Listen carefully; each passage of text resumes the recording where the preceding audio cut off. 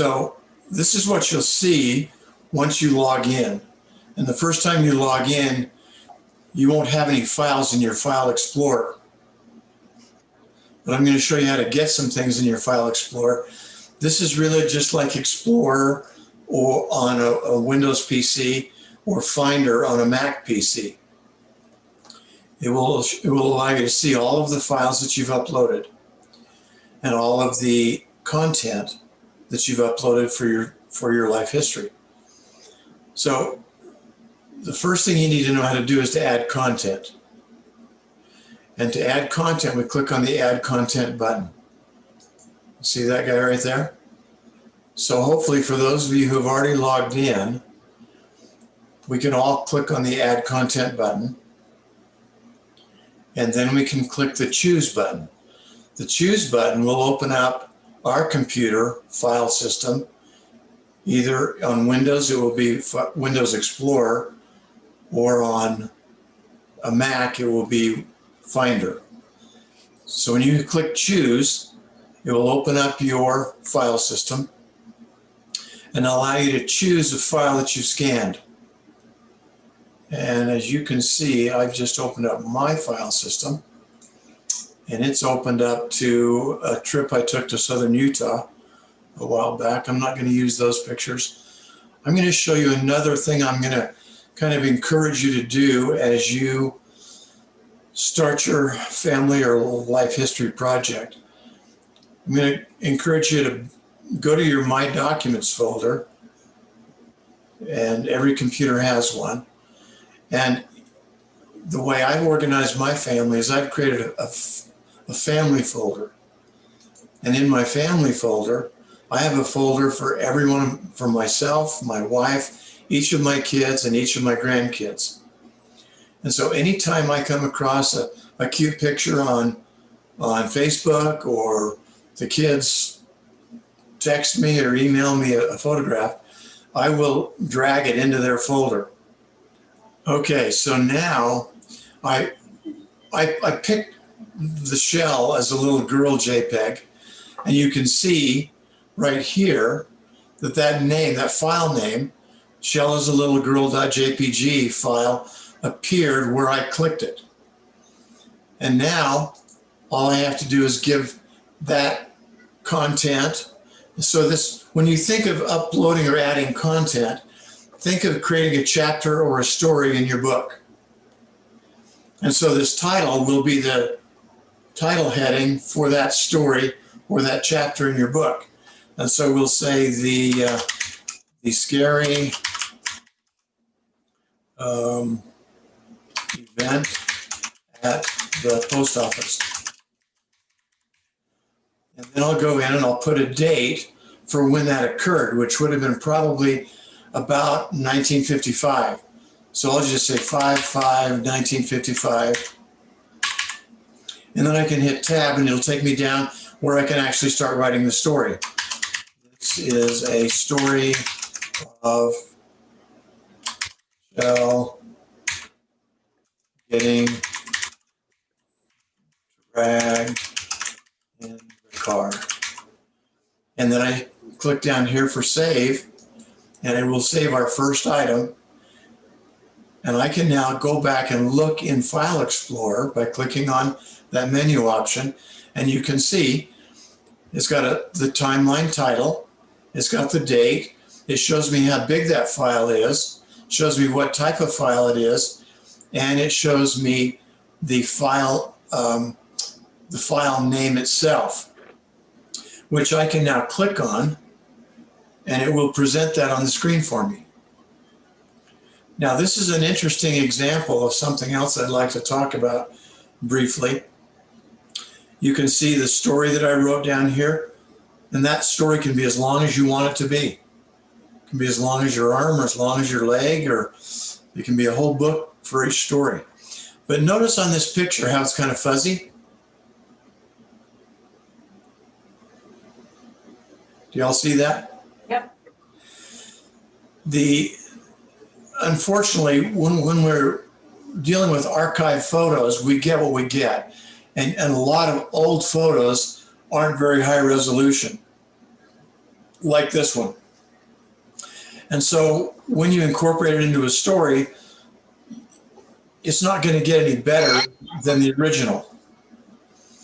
The reason I bring this up is as you're taking pictures of your family and yourself for your story, I encourage you to take your images at least the resolution of a cell phone, which right now is about 12 megapixels. And that would make this picture look like a magazine in comparison. So you want relatively high resolution photos if you can get them. If you can't get them, use what you got, okay? So you can click X to get out of this, or you can look at the bottom and you can hit close. Either way, it takes you out. Now that we've got something in our history, we can also now look at the timeline, and I can look at either the horizontal timeline or the vertical timeline. I'm going to look at the vertical timeline because the vertical timeline is ultimately what you will use to print out your book when you want a printed copy.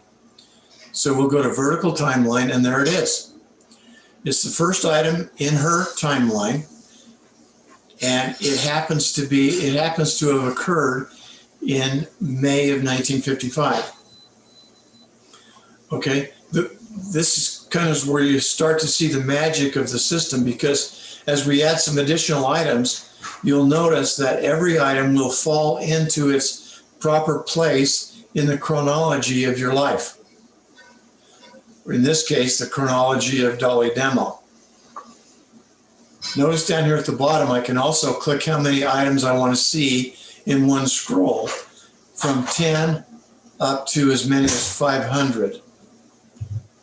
I will warn you that once you get, I've got about 1,650 in my story right now, and it loads as many as you say at a time.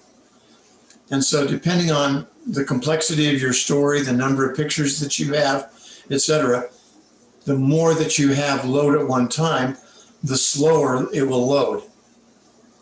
So the fewer items that you select, the faster it will load. All right, so here again, I'm going to go back, and I'm now going to go back and add some more content. So I'm going to reduce this down to a partial screen so you can see another fun trick. And this is how I use the system. I use what's called drag and drop. So now I'm going to open up another window using Windows Explorer. And in my other window, I'm going to open up my folder. And I'm in my folder now. And I want to just comment on one quick thing here. Notice that I've created a folder right here, and I've named this folder 000 used in life history. Now the reason I did 000 is because I wanted that folder to always be in that position in the first of my list. So 000 causes it to float to the top of the list in Explorer. So if I wanted to pick now a picture from my life to add to Dolly Demo, I'm going to pick the label that I used for my sparkling juice that I made last fall. So watch how fun this is. I see my image that I want to use, and I'm just going to click on it, and I'm going to drag it right into the Life History app. And as I do that, it brings that name right there. Now I can give this a title. This is my label for my yummy juice. And I'll give this a date of last fall, which was 9/7/2020. And then I'm not going to write any story right now. I'll come back and fill that story in later, and then I'll go ahead and hit save. Now, because I just used that, I would want to drag that particular image up into the used folder. So I'll right mouse click on that, and I will drag it, highlight that folder, and then I will click the move, and it will push it from this folder into that folder. The cool thing about that is that this folder that I've accumulated all my scanned pictures and stories and other kinds of files in is, had hundreds of pictures in it. But once I've added it to the Life History app, I don't want it in this folder anymore. And that way, when I get all of these things pushed into my used folder, I know I've got everything in my life history that I want. Does that make sense? I've got a question. Okay. So you said you would go to add content and then you would go to folders. Wouldn't you go to documents? I would have two windows open. I'd have my browser window open with Life History app in it, ready to go to add content. And then since you're going to be doing one after another, it's easier just to open up your other folder in Explorer, so you can just click and drag, and get a lot of stuff in there quickly. But is that your pictures or is it your downloads folder? This is a folder that I put everything about my life in. I just drag it, I just throw it in this folder until I'm ready to use it. And when I'm ready to write my story, like a couple of weeks ago, I got a cute little note from Katie. And she basically said, she hoped I had a happy day and asked me something about what brought me joy. And so I wrote back to her, and then I saved that exchange in my pile of stuff from my life history. So now I can include Katie's little note to me and my response to Katie in an element of my life history as well. And just for fun, I'll go ahead and do that while we're talking about it. So I'm going to open up that note or that Word document.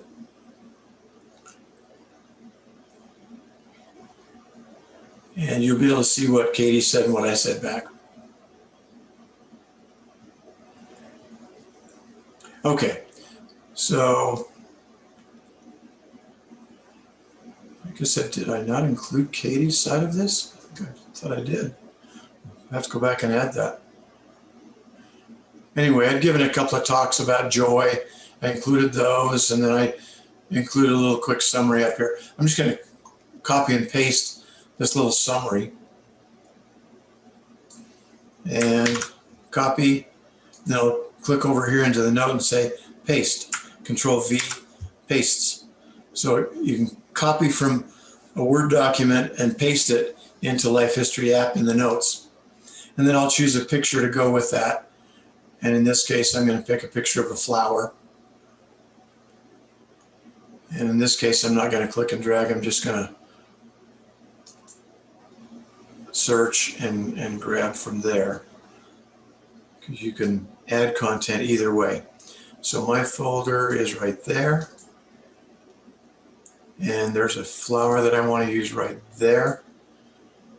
And what brings me joy. And this was, it would have been about 4/1/2021. And then I can, by the way, if you're just putting your date in, you can just hit enter and it will automatically save it. So I'm not going to drag my mouse down there. I'm just going to hit enter and it saves it. So now let's go back to Explorer and see what's grown. I'm back in Explorer now and I've got 3 items. Notice that I can also, it's always going to show you the last thing you added at the top of your Explorer. So you see what brings me joy is right there. Then my label for my juice was the last thing I entered. And then the first thing I entered was at the bottom of the list. Makes it real easy for you to deal with recent things. But if I want to sort it in some other way, like for example, the chronology of time, I could click on the timeline date and it will sort it from the earliest to the most recent. If I click it again, it will go from the most recent to the oldest. So clicking back and forth just sorts with the title of each of these column headings. So let's go back. Yeah. So I'm looking at the top here, and it says lifehistory.app/main/file-explore. So are you saying that that the pictures that you have here they're not on your main? They're not on your local computer anymore. Well, they are, but they're also in the cloud where they get backed up automatically every day, and they're automatically organized in your timeline. Okay, so when we make these files, right in the app, I'm going to put my family, and then under my family, then I put a file for me and Randy and Folder. But let's not confuse this. You're looking now for Life History app. This is the cloud. This is your private workspace in Life History app on the internet. Okay? This folder over here is on my local computer. So this is the folder that you'll create for your family and for your kids over here. And so let's talk about that. One of the challenges that a lot of people have when dealing with computers is they don't really understand the file system. So let's take a couple of seconds and talk about the file system. Here you can see all the files in this folder. And you can see that we're looking at this PC in My Documents folder. Under My Documents folder, we're looking in My Family folder. And under the My Family folder, we're looking at the Skip folder. So if I go up to Documents, you can see I can click on My Family folder, but I've also got a place where I keep patriarchal blessings and investments and, a trip to Europe and all kinds of other things. But I just want to deal with stuff for my family. I'll put it in My Family folder, and then under My Family folder, all my kids and all their kids have a folder of their own in there. And of course, down here, I've got one for me called Skip. So this is where I've, over the years, collected anything and everything that I might want to include in my personal history. Okay, that helps so much. Good. So notice now that I've got, I'm just going to click all there. You can see down here at the bottom, I've got 171 items left in my folder that I have not uploaded to my private workspace on Life History app.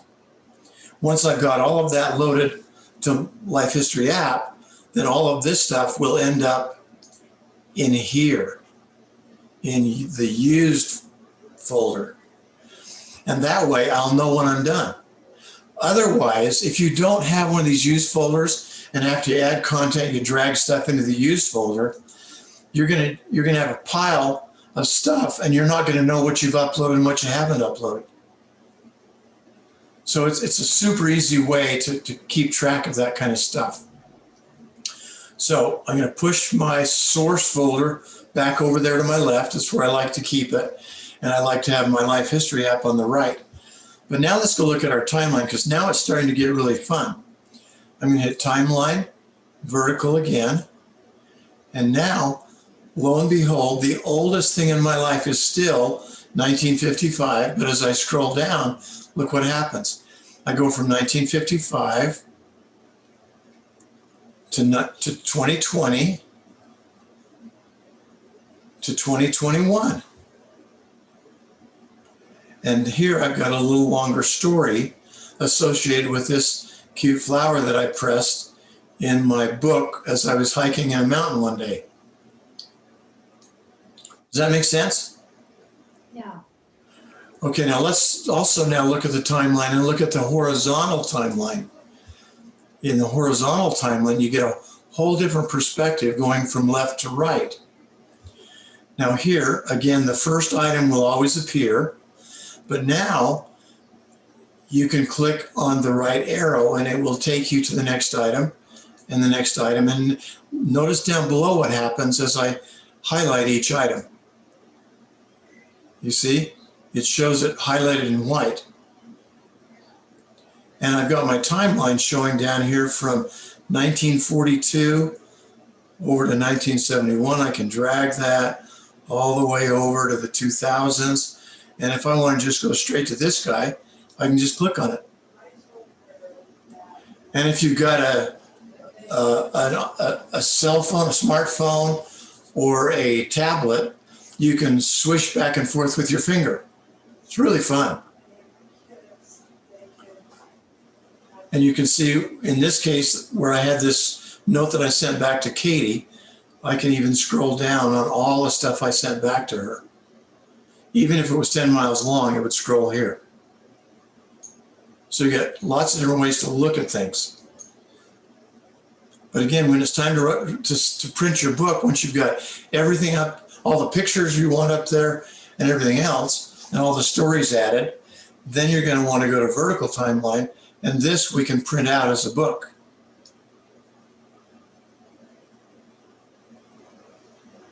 So one other question, I'm looking at the pictures you've got in these files on the left. Yeah. But this is where you're putting your phone recording. This is anything that would go in your book.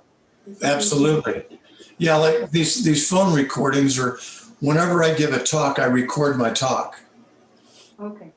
And so you'll notice if you go to My History, if you search for if you go into File Explorer, like right here, and you search for the word talk, you'll find all of the talks, and I'll have the audio of my talk, and I will have transcribed it. And so you can search on any word.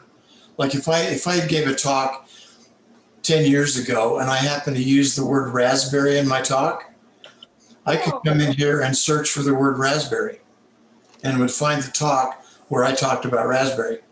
Okay, my question is, how the heck did you turn into this type of a person to know what to save, where all this, how do you even, Well, my mind is blown. I know, you just have to worry about one thing: create one folder on your computer and drop all your junk in that one folder. And hopefully, Yeah, but I'm just curious about you personally. How did you even know what kinds of stuff to even save? well, I saved everything throughout my life. Wowie. When I was back in 1997, I traveled quite a bit. And so I took my laptop with me, of course, and when I would be stuck in a hotel in Japan or England or wherever, I would write my story. And one of the things I found when I wrote my story was it was frustrating to try and create my own timeline, because I couldn't remember everything exactly, and it really helps to have a timeline. And that's why I created this tool, because it creates the timeline for you automatically. And normally people do have a big cardboard box full of pictures, kids' drawings from school, or awards you might have received or whatever. And all of that stuff over the years, I've ultimately just digitized. But in 97, I ultimately wrote a book, and it turned out to be about 2 inches thick. And it included everything up to that point in my life, because I guess I figured I was near death, which of course I wasn't.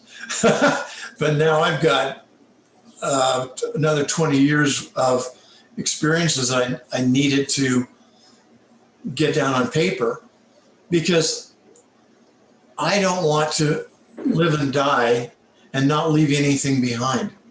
I want my grandkids and anybody else that wants to know me and all of the beautiful experiences that I've had and the pretty pictures that I've taken.